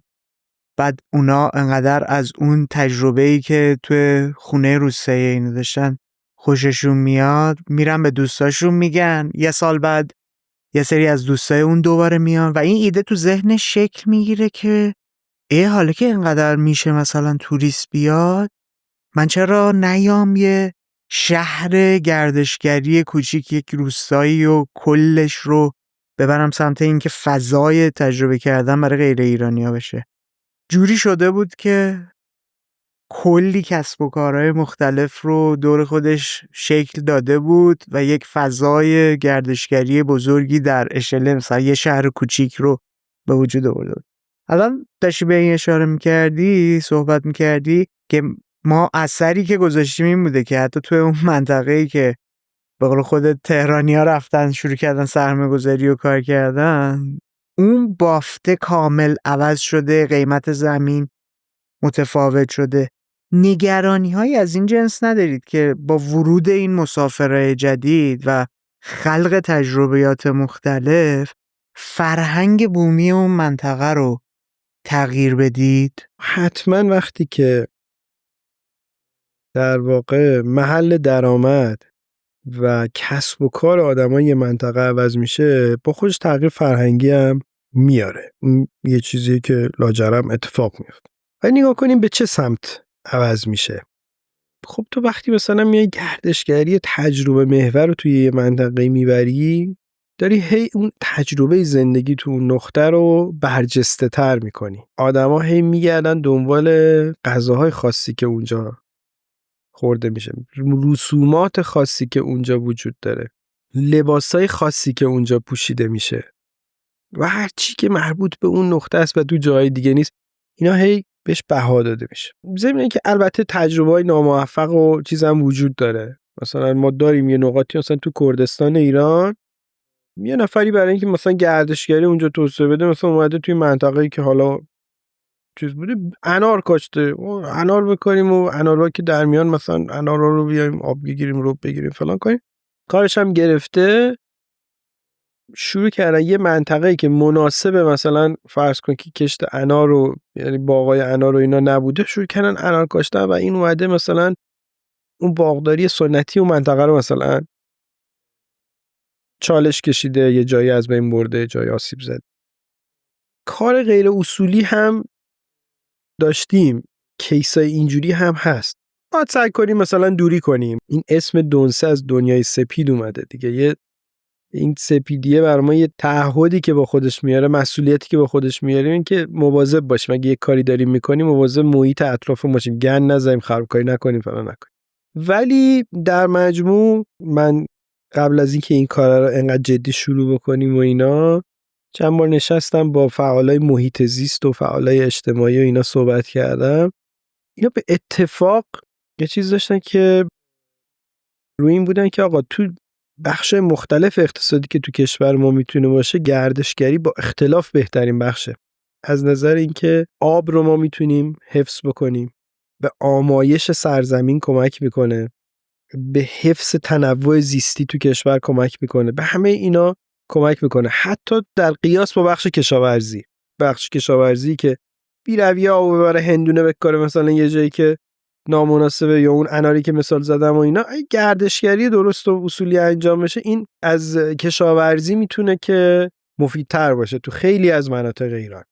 توی مناطق زاگرس مثلا خیلی میتونه گردشگری به ما کمک بکنه تو حفظ زاگرس. میدونید دیگه زاگرس ریای ایران زاگرسه، در عین حال رگهای ایران یعنی هم جاییه که در واقع مهمترین جاییه که آب میاد جاری میشه توی کشور زاگرسه، و هم تو همه چیزای فاکتورهای زیست محیطی ما خیلی خیلی جای استراتژیکیه و به شدت داره از بین میره، به شدت داره ویران میشه. الان نگاه کنی چند ساله اخیر اکثر آدمایی که اومدن تو زاگرس و حاشیه زاگرس و اینا یه کاری بکنن، یکی کار اصلی که روش دست گذاشتن گردشگریه. چون این گردشگری که وقتی میاد اونجا بلوط براش مهمه، رودخونه براش مهمه، آب براش مهمه، و برای این آدما سعی میکنن نگهشون دارن، زغالش نمیکنن. آقا این یه دونه درخت بلوط، من این یه دونه درخت مثلا 100 تا گردشگر در سال برام من میاره، ولی مثلا 20 کیلو زغال، این 20 کیلو زغال اصلا ارزش نداره، اون 100 تا گردشگر ارزش داره. اینو یواشاش آدم میفهمن جدی. برای همین به نظر میاد که این یکی از مثلا محمد درویش مثلا یکی از کسایی بود که اولین بار من اینو از محمد درویش شنیدم که شاید واقعا مفیدترین در واقع فعالیت اقتصادی تو ایران میتونه گردشگری باشه. اخلاقیات رو کجا میبینی؟ ببین یه تجربه‌ای که مثلا من دارم، نگاه میکنم به این منطقه جنوبی که الان 4-5 سال خیلی ترندم شدن، مقایسه میکنم با اولین تجربه خودم. مثلا قشم که رفتم سال 82 83 بوده. با امروز که مقایسه میکنم میبینم به واسطه همون تهرونیا اومدن اینجا رو حالا آباد کردن، قیمتا رشد کرد و اینا، دیگه اون چیزهایی که داشتی بهش اشاره میکردی، اون فرهنگ اون منطقه، اون لباسای خاص بومیشون، غذاهای بومیشون، دیگه هیچ کدوم اینا نی. میری مثلا تو ساحل میبینی که اون چهره بومی عادت کرده به دیدن و رفتارهایی که اون مسافرا داشتن و خودش هم فاصله گرفته تبدیل به اونا شده. نکته من اینه که آقا این مرز اخلاقیه برای تو کجاست؟ تویی که حالا داری به عنوان یک کسی که با این رویکرد بهش نگاه میکنی که آره باید جدی بگیریم گردشگریه رو، به خاطر اینکه روی محیط زیسته میتونه اثر بذاره، روی رشد کل جمعیت اون منطقه، روی اقتصاد اون منطقه اثر بذاره، برام جالبه بدونم مرزو کجا داری قرار میدی؟ این تأثیر گرفتنه رو بیشتر اولویت داری میذاری یا تأثیر پذیری اونها، تأثیر گذاشتنه رو؟ ببین، حالا تو رفتی تو مقوله فرهنگ، مقوله پیچیده صدها عامل داره فلا، اینا ما هم کارشناسش نیستیم، ولی به من یه چیزی رو میفهمم، اونم این که ببین جامعه اینجوری نیست که مثلا جان ثابتی داره و ما مثلا یه جایی میایم مثلا یه دست میکنیم توش مثلا گردشگری میبریم اونجا تغییر میکنه. نه اینجوری نیست، اینجوری من نمیبینمش. جامعه ما، فرهنگ ما، اقتصاد ما مدام در حال تغییر کردنه، مدام در حال رشد و توسعه و تجربه های جدیده و تو این مسیر تجربه های جدید بیراه هم میره، اشتباه هم میره. بعید میدونم ما یه تجربه توی جای از دنیا پیدا بکنیم که مثلا یه فرهنگ جدیدی، یک کسب و کار جدیدی، یه چیزی، یه موج جدیدی اومده باشه و هیچ اشتباهی نرفته باشه. میره ولی راهش رو پیدا میکنه. شاید توی این 2 دهه اخیر هی جنوب کشور شروع کرد بیشتر و بیشتر و بیشتر در واقع گردشگری توش رشد کردن. از 5 سال پیش تا حالاش مثلا تو بوشهر خیلی نمود داشته و اوج گرفت و اینا. به نظر من تو بوشهر رشد گردشگری تا حالا خیلی خوب عمل کرده، یعنی واقعا رو پایه های اصیل اونجا سوار شده، هی به تقویت اون چیزایی که اونجا هست کمک کرده، اون حسای اجتماعی که داره، اون زبان، اون قصه ها، اون موسیقی، اینا رو هی تقویت کرده. آره شاید یه جایی مثل قشم مثلا یه موقع‌هایی بیراهم رفته، ولی مثلا من دارم نگاه میکنم که اتفاقا قشمیام دارن نگاه میکنن رو دست مثلا بوشهری‌ها، میبینن این بوشهر که مثلا حالا یه موقعی ما خیلی حسابش نمی‌کردیم، میگفتیم بابا ما که خیلی فلانیم، الان امروز داره میاد مثلا رو دست ما داره میره. در واقع فستیوالی که تو بوشهر برگزار میشه الان میگم 1-2 سالی داره. آره این فستیوال کوچه و اینا الان امسال الان بچه‌ها رفتن تو چابهار چند وقت پیش برگزارش کردن به اسم بندراتی. میخوام بگم که اینا یه رونده که حرکت میکنه، عوامل خیلی زیادی هم توش تاثیر داره، ولی اگه بخواد به پایداری برسه مجبور خودشو تعدیل کنه. اگه ما میخوایم گردشگری پایدار داشته باشیم، یه آدمایی از تو گردشگری پایدار سالها نون بخورن، مجبورن ساحل‌ها رو تمیز نگه دارن. چون مجبورن ساحل‌ها رو تمیز نگه دارن، باید زیرساختش هم درست بکنن، باید به گردشگرم آموزش بدن، باید خودشون هم یاد بگیرن. بیراهه میریم یهو مثلا خب یه دورایی مثلا تو بابلسر، واقعا تو ساحل بابلسر دلت نمیاد پا تو بذاری زمین، انقدر آشغال ریخته بود. ولی الان من میبینم که با وجود اون همه رفت و آمد و نمیدونم کافه‌های عجیب غریب ساحلی و حالا هزار تا ایرادم داره، ولی مثلا هی ساحل داره تمیزتر میشه چون مجبوره، میدونی راهی نداره، خب از دست میده دیگه، اون ممر درآمدش شده، مجبور اتفاق بیفته. برای همین خیلی راستش من نگران این روندهای کوتاه مدت نیستم. باید حتما اکشن دوش داشت، باید روش کار کرد، فلان کرد، آره این که سر جاش. ولی میخوام بگم که اون اتفاق بلند مدته اگه میخواد پایدار باشه مجبور میکنه آدما رو که بیان به سمت پایداری، و اومدن به سمت پایداری هم اینا رو با خودش داره. حفظ فرهنگ، حفظ محیط، اینا رو با خودش داره. برای همین پس تمرکز از همین ابتدا روی خود ظرفیت‌های موجود اون منطقه و اون لوکیشن و حتی موقعیت فیزیکی خود اون فضایی که شما بهره برداری شو دست گرفتید گذاشتید. این جالبه برام. اینطور تو همه هتل‌ها از در واقع نیروهای بومی استفاده میکنیم. همه بچه‌ها که تو همه هتل‌های ما کار میکنن بومی منطقه‌ان. بعضا برای رستورانا مجبور میشیم که توی آموزش سرویس دی و مهمانپذیری چطوری میخوای یه دست نگه داری؟ چون فرهنگ‌های بومی‌ها متفاوته دیگه. روی آموزششون هم داری سرمایه گذاری میکنی؟ بله زیاد. برای یکی از کارهای اصلی و مهمه که باید انجام بشه. ولی اصلا به نظر من غیر از این شدنی نیست. نمیشه شما بری مثلا بخوای تجربه بومی بوشهر رو ارائه بدی بعد یه نفر اونجا مثلا چه میدونم با لهجه لری باید. نمیشه که. این از همون نقطه صفر داری شکست میخوری. با لهجه لری باید تو خرم‌آباد و بروجرد سرویس بدید، با لهجه خراسانی باید تو بجنورد سرویس بدید. هر جا باید اون چیز خودشو داشته باشه دیگه. به نظر من جز اون چیزاست، جز اون المانای پایداریه که کمک میکنه به رشد منطقه هم کمک. یه اشتباهی که سال 42 اتفاق افتاد و دیگه شما نمیرید سمتش. به انقلاب سفید یکی از بزرگترین مسئله همین بود دیگه. برای سپاه دانش تهرانی‌ها رو برده بودن تو مشهد آموزش بده، مشهدی‌ها رو برده بودن تو چه میدونم هرمزگان داشت آموزش میداد، هرمزگانی‌ها رو برده بودن تو تبریز. خود همون شده بود یه لنگری که نتونن توسعهش بدن. باز دوباره تبدیل کردن به نیروی انتظامی، ساختن پاسگاه‌ها، باز دوباره شروع کردن آدم‌ها رو اینطوری منطقه‌ای جابجا کردن. خودش داستان شده. این جالبه. بریم سمت جنبندی. بریم. توی گفتگویی که داشتیم من شیطنت کردم، کنجکاوی کردم ببینم تمرکز دونسه بر روی چه چیزیه، به اساس چه پارامترها و المان‌هایی داره میاد خلق تجربه میکنه. در مورد جامعه هدفش صحبت کردیم، در مورد ظرفیت گردشگری توی موقعیت تاریخی امروز گپ زدیم، در مورد زیرساختایی که احتیاج داره، فضایی که توسعه میدید برای اون، در مورد آینده گردشگری که توی اون منطقه ها وجود داره، تغییر و تحولی که میتونه توی اون مناطق برای بومی هاشون حتی رقم بزنه گپ زدیم. در مورد مدل طراحی اون تجربیات با هم صحبت کردیم، ببینیم که از تجربه زیسته خودت بیشتر داری استفاده میکنی یا چیز دیگه ای.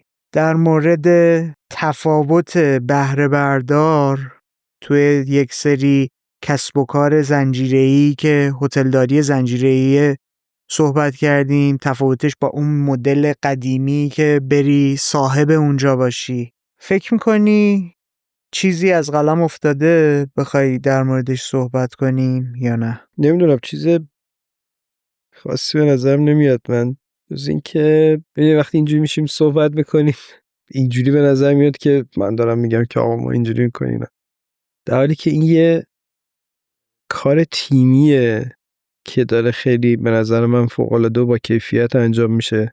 خوشبختی من امروز توی کار کردن تو دونسه تیمیه که با هم دیگه کار میکنیم و بچهای خیلی جوون با انگیزه که اومدن پیه اینو به تن خودشون مالیدن که بیام یک طرحی نو در اندازی ما قشنگ اونجا انجام بدن و برش دارن رو زمین.